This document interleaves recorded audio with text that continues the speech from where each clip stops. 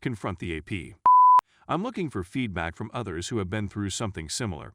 Mine, male 31, and female 28, wife of 5 years, 14 high school sweethearts. I became preoccupied with graduate school and working 2 jobs. She began a new pastime, and the AP, male 4 to 5, filled the void.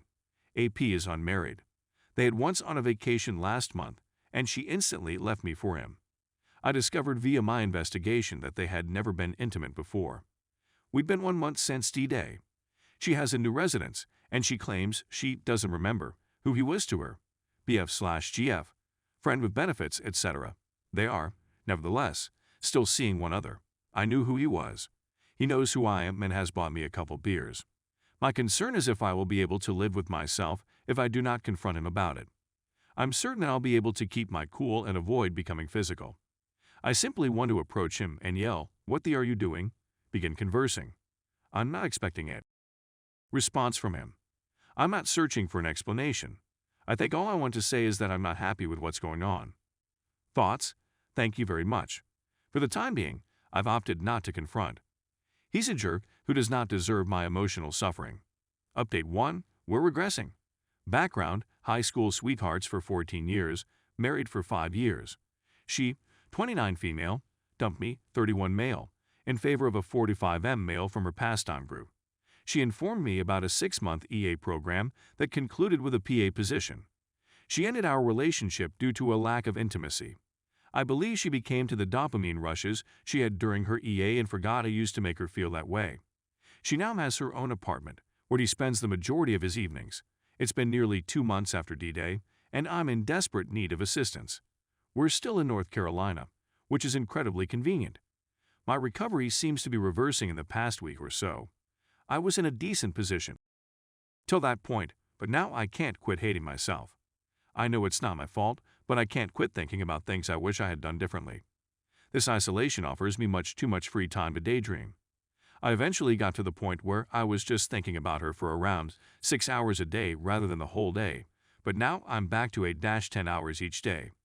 One of our common friends asked whether it would make me feel better if they ended up marrying, as if it wasn't just a fling, but she fell in love with him. Obviously, my response was hell no. But I can't hit it out of my thoughts, as if she knows something I don't. It irritates me. I've told this buddy not to bring up the subject with me again. I know she's the one who's broken, and I was a decent husband, but I can't stop hating myself for not being the man she needed after all these years. Thank you very much. Update 2. It finally occurred, according to the second update. Background: my 5-year-old wife. We were 14-year-old high school sweethearts. Cheated on me with an older guy while on vacation with her boxing group. It had been a 6-month EA, culminating in a PA and her leaving me for him. I'm now going through a divorce. Update: in 4 months I can't help but giggle at the insanity of 2020, and we're only halfway through. SDBXW and I have been NC for about 3 months. Our divorce papers have been filed uncontested, and our hearing date has been set for the end of June. Theoretically, it should all be finished shortly. She's been telling everyone that they're no longer together because she fell in love with someone else. Doesn't it sound romantic? Of course, she decides to leave out the whole cheating portion. Overall, I've been feeling great. As much as I despise the quarantine, it forced me to remain at home and grow accustomed to being alone. I now look forward to my alone time. On weekdays when I work from home, I have a highly productive and healthy schedule that I follow. I've gone on around 8 dates with a beautiful new lady who is overjoyed to be with me, and it feels great. NRE really feels like a drug, but I have the foresight to recognize that this is what these sensations are. This is the simple part. I've been very honest with her about my circumstances, and she's been quite understanding. When I'm having a difficult day, typically brought on by a dream, I tell her that I need some space that day, and she's quite understanding. After 3 months of NC, my SDBXW contacted me saying, "Hey, I was just checking in to make sure everything was well with you. If you need to speak to someone, I am available." For want of a better description, this message truly messed with me. I'm sure most of you can identify. I felt grief, rage, uncertainty, and everything in between. I had a few responses typed down, but I erased them all as well as the content. I'm pleased I did it now. Then today, when I contacted her about some issues, I continued receiving emails from our former bank. She apologized once again, saying, "Sorry about that. If you don't want to chat, I understand, but if you want, please know that I am here for you." Again, erased with no response. No contact is really the only option. It's natural for me to want to read into these messages. I wonder whether things with old guy dipshit are finally coming apart, or if she has something she wants to tell me, or if she heard I'm dating someone else. Anyway, once again, thank you very much. Everyone warned she'd attempt to re-enter my life in some way or another, but I didn't believe them. And now we're here. Wow, thanks for the gold. Thank you very much for this community once again. The replies have been incredible, and they have helped me understand the full value of that message. Update 3. Mutual acquaintances. Those pals eventually responded. Well, it's taken us a week to react because we honestly don't know what to say. It seems that your mind is made up, and we don't have much say in the matter. We hope you are pleased with your choice and that it brings you serenity. We'll always be here if you change your mind, but we're not going to allow anybody tell us who we can and cannot be friends with.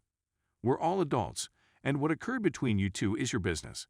We really hope that this isn't the end of our relationship, but the ball is now in your court. I also discovered that they are in an open relationship that is not functioning. This might explain why they are more forgiving of her conduct than the normal relationship. Last night, I got into an altercation with some pretty good mutual friends who continued attempting to console my ex. They continued telling her that there are two sides to every story and that she is in pain as well, still with APBTW. This SMS was delivered to them this morning. Please let me know if this seems realistic.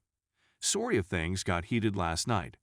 I was outraged not because of XWA activities, which had already occurred.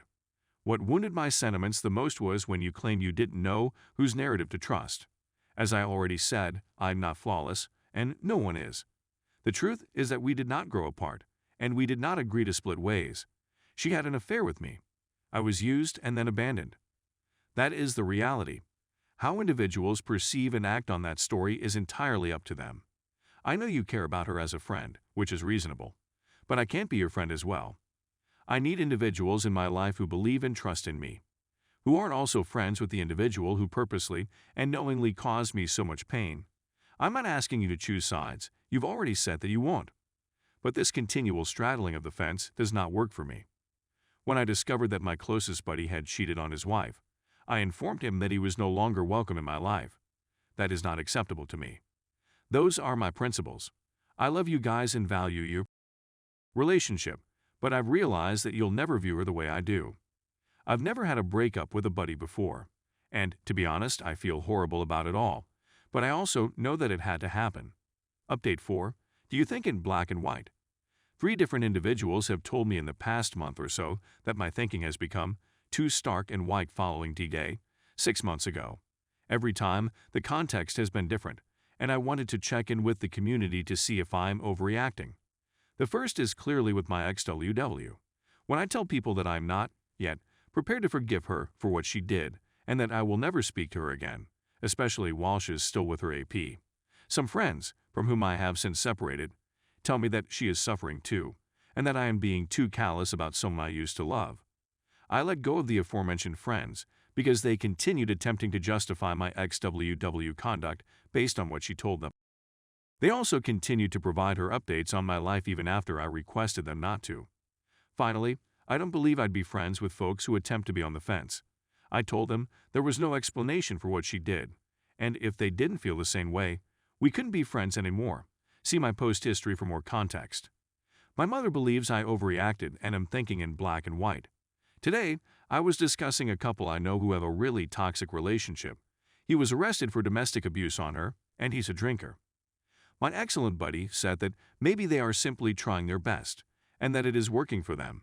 She sleeps around, and they met on Ashley Madison. No, I responded that garbage is bad for you. Again, the charge of thinking in black and white. My issue is, am I insane to believe that I do not want these kind of individuals in my life? Have I grown harsh and frigid as a result of infidelity, or do I just have greater clarity now that I've been through it? I've been attempting to be more forceful recently, and I'm not sure how others are reacting to the shift. Any advice would be much welcomed. Thank you. Final update. 9-month update and coping hello, everyone. In my case, my male 31, Wife, female 28 of 5 years, and we had 14 high school sweethearts. I became preoccupied with graduate school and working 2 jobs. She began a new pastime, and the AP, male 46, filled the void. AP is unmarried. They moved in together after she confessed to having an affair for a year. Divorced in May after being separated in January. We haven't spoken since. If you read my post history, you'll find that I cut a lot of friends out of my life. People who made excuses for her conduct, I subsequently discovered, had a history of infidelity or were in failed open partnerships. I no longer have time for such folks. The book No More Mr. Nice Guy was really useful in teaching me how to put my foot down on this subject. The previous few months have largely been great. On the advice of my friends, I began using a dating app shortly after my divorce was completed to get my feet wet. In hindsight, it was too soon, but I had dragged myself out of the gutter and was sick of staying alone in my home for 4 months during COVID lockdown. I had a decent pattern going and I wasn't blaming myself anymore, owing in large part to the wonderful folks on this sub. I went to therapy once a week until August, when my therapist suggested that I should be able to function on my own, which I agreed with. I still have generalized anxiety, which I never experienced before, and it is tough for me to manage. Lifting large weights is absolutely beneficial. In August, I completed graduate school and started a new career, which was tremendously lucky and helped alleviate a lot of anxiety about the future. As it turns out, the third person I went on a date with is a wonderful lady. I wasn't expecting anything so fast, but the goal of going on a date is to meet someone like her, so I persisted. We've been dating for 6 months and everything is going swimmingly. I'm an open book about what occurred, and she knows I'm not perfect, but our communication is fantastic. I used to be nervous whenever there was a first. Partly because this dating is all new to me, and partly because my former life triggers me.